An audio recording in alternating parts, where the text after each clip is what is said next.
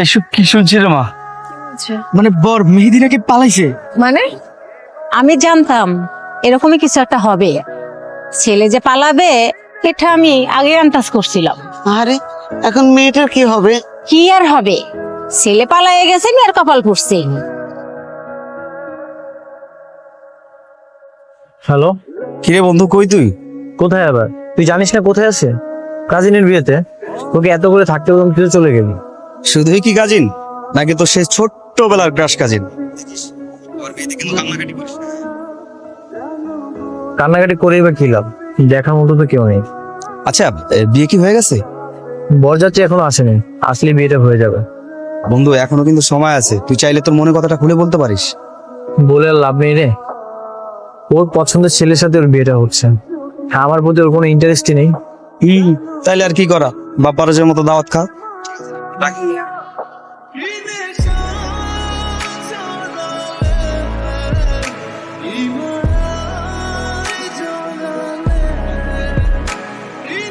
ভাইজান, নিচে যারা আছে তাদের উপরে আসতে বলুন।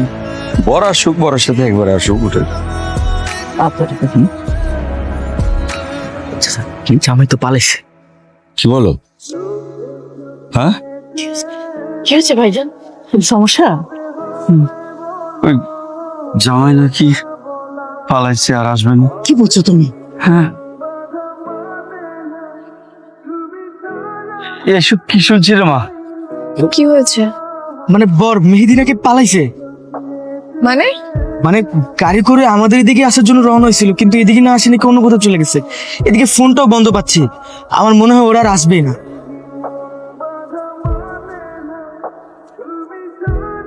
আমি জানতাম এরকমই কিছু একটা হবে, ছেলে যে পালাবে এটা আমি আগে আন্দাজ করছিলাম। আরে জোর করে কি বিয়ে শাদী হয়? আরে এখন মেয়েটার কি হবে? কি আর হবে, মেয়ের কপাল পড়ছে, ছেলে পালায়ে গেছে, মেয়ের কপাল পড়ছে। চাচা, এখন আর কিছু করার নাই, এরকমটা যে হবে এটা সবাই আগে থেকেই জানতো। ছেলে পালাবে, আপনি এক কাজ করেন, নিচে গিয়ে সবাইকে বলেন ওরা চলে যাক। এটা কি বলছিস তুই? এত মানুষ দাওয়াত দিয়েছি, এত মানুষকে কি আমি বলতে পারিস এটা হবে? ভাই সাহেব, জি একটা কথা বলি। জি বলেন। রনি তো কেয়াকে পছন্দ করে, তাহলে রনির সঙ্গে কেয়ার বিয়েটা দিয়ে দেন। কিন্তু আমার মেয়ে তো রনিকে বিয়ে করতে রাজি না। রাজি না বললেই হলো, বিয়ে কি ছেলে খেলা? আমি নিশ্চিত ওই ছেলে পালায় বিদেশ চলে গেছে, ও আর এই দেশে ফিরে আসবে না। আপনার সম্মান যদি বাঁচাতে চান, এই মেয়েরে আপনার ভাগ্নের সাথে বিয়ে দিয়ে দেন। আপা, আপনার কি মত? বিয়েটা দিয়েই দেন। এই অবস্থায় আমার আর বলার কি আছে? তাছাড়া ওকে তো সবসময় আমি আমার বউ করে নিতে চেয়েছি। এখন ভাইজান যদি বলে রাজি থাকে, আর ও যদি রাজি থাকে, তুই কি বলিস রমন? দেখেন, হিয়া যদি রাজি থাকে তাহলে আমার কোনো আপত্তি নেই, আমি রাজি। কি রে মা? আমি রাজি। আলহামদুলিল্লাহ, ইজ্জতের মালিক আল্লাহ। ভাইজান, তুমি একটা কাজ করো, নিচে যারা আছেন তাদের উপরে আসতে বলো, আর কাজী সাহেব এসেছে কিনা তাও দেখো, তাহলে তাড়াতাড়ি বিয়েটা করবে। কাজী সাহেব তো অনেক আগে আসছে। যা যা, সবকে ডাক দে, কাজী সাহেবকে দে, অনেক আগে আসছে কাজী সাহেব। আচ্ছা তুই তুই এখানে থাক, আমি যাই।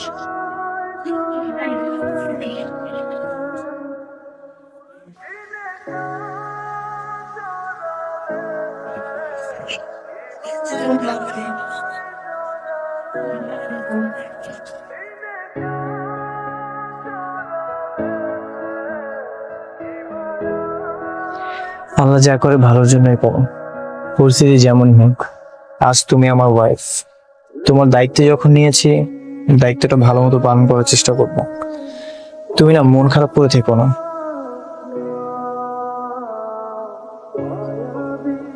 কে আপা? কে আপা? রনি ভাই, খবর শুনছেন? কি হয়েছে? পাত্রের বাবা আসছে। পাত্র নাকি পালায় নাই, অ্যাক্সিডেন্ট করছিল, এখন হসপিটালে ভর্তি আছে। আর অ্যাক্সিডেন্টের সময় নাকি ফোনটা ভেঙে গেছিল, তাই আমাদের সাথে যোগাযোগ করতে পারেনি। সত্যি? মেহেদি কোথায় এখন? জসিমউদ্দিন হসপিটালে ভর্তি আছে, এই খবরটা আমি দিতে আসছিলাম তোমাদের। আচ্ছা তোমরা থাকো, আমি দিলে চাই। মেহেদি, কোথায় যাচ্ছ? আমার মেহেদির কাছে। যাচ্ছ মানে? তুমি এখন আমার ওয়াইফ, তুমি ওই ছেলের কাছে হুট করে চলে যেতে পারো না। যেতে পারি না মানে? তুমি কি পাগল? হ্যাঁ, যেই ছেলের সাথে আমার বিয়ে হওয়ার কথা ছিল সে এখন অ্যাক্সিডেন্ট করে হসপিটালে, আর আমি কি এখন তোমার সাথে বাসর করবো? বাসা করবে কিনা সেটা পরের কথা, এখন আমাদের বিয়ে হয়ে গেছে, তুমি কোথাও যেতে পারবে না। তুমি কি চাও? হ্যাঁ, আমি তোমার সাথে এখন বসে সংসার করি? অবশ্যই, বিয়েটা কোনো ছেলে খেলা না, মানে সব রীতিনীতি মেনে আমাদের বিয়েটা হয়েছে। তুমি আমাকে কবুল করেছো আর আমি তোমাকে, এটা তুমি অস্বীকার করতে পারবে? হ্যাঁ পারবো, কারণ আমি মন থেকে কবুল বলিনি, আর তোমাকে আমি এখনো স্বামীর কোনো অধিকার দেইনি। যতক্ষণ না পর্যন্ত আমি তোমাকে কোনো অধিকার দিব, ততক্ষণ একদম আমার উপর কোনো অধিকার খাটানোর চেষ্টা করবা না। কে ধরো, এই ছাড়ো। কে?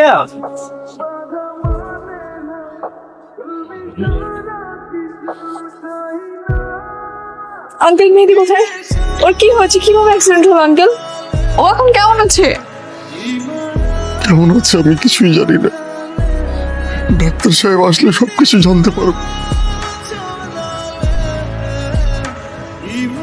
দেখি প্লিজ একটু সাইড। ডাক্তার সাহেব, ডাক্তার সাহেব নিশ্চয় আমার ছেলের অবস্থা এখন কেমন? হ্যাঁ আচ্ছা শুনুন, পেশেন্টের অবস্থা খুবই সিরিয়াস, মানে মাথার মধ্যে প্রচন্ড আঘাত পেয়েছে। রিপোর্ট না আসা পর্যন্ত আমরা আসলে কিছু বলতে পারছি না। ডাক্তার সাহেব, আমার ছেলের সুস্থ হতে কতদিন সময় লাগবে? রিপোর্ট আসুক, তারপর না হয় বলতে পারবো আমরা, প্লিজ। আমি কি একটু ভেতরে যাবো? না না, এখনো ট্রিটমেন্ট চলতেছে, ভিতরে যাওয়া যাবে না। আর প্লিজ পেশেন্টের সাথে একদম থাকেন, বাকিটা আল্লাহ ভরসা।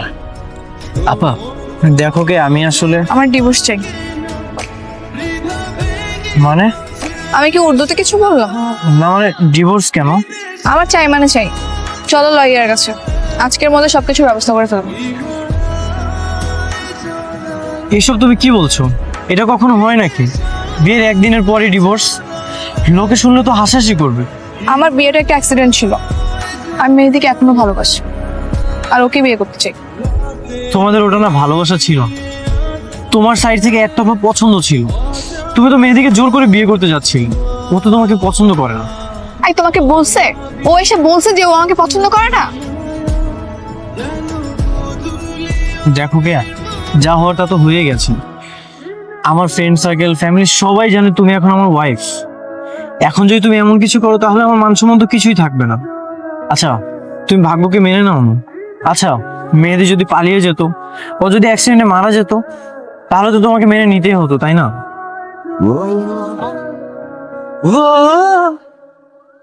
মুখ সামনে কথা বল। মেহেদিকে নিয়ে আর একটা উল্টাপাল্টা কথা বলবা না। আমার ডিভোর্স লাগবে মানে লাগবে, আর তুমি ডিভোর্স দাও বা না দাও, আমি তোমার সঙ্গে কখনো সংসারই করবো না।